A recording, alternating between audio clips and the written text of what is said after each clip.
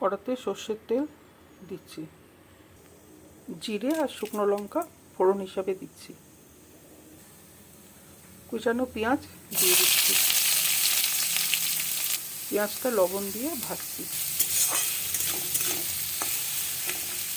ওর মধ্যে লম্বা কাটা আলুগুলো দিয়ে দিচ্ছি, আলু পেঁয়াজ দুটোকে একসঙ্গে ভালো করে ভাজবো, টমেটো লম্বা করে কাটা, হলুদ গুঁড়ো, লঙ্কা গুঁড়ো,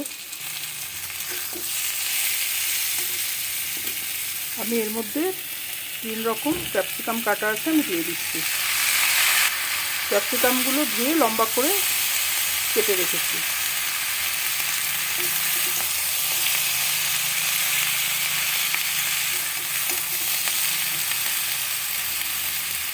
আমি তৈরি করছি আলু ও ক্যাপসিকাম ভাজা, এটা রুটি দিয়ে ভাত দিয়ে দুটো দিয়ে ভালো লাগবে, এটা করে দেখুন। ঢাকনাটা খুলে একটু নেড়ে চেড়ে নিচ্ছি,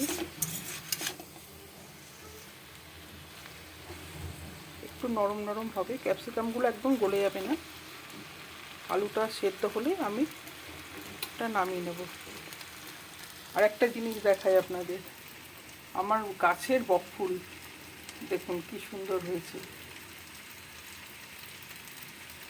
তরকারিটা আমার ভাজাটা হয়ে গেছে, এবার আমি জিরে আর লঙ্কা ভেজে গুঁড়ো করে রেখেছিলাম ওটা আমি দিয়ে দিচ্ছি, আমি নামিয়ে নিয়েছি আলু ক্যাপসিকাম ভাজাটা, এবার ওপরে একটু ধনেপাতা ছড়িয়ে দিচ্ছি।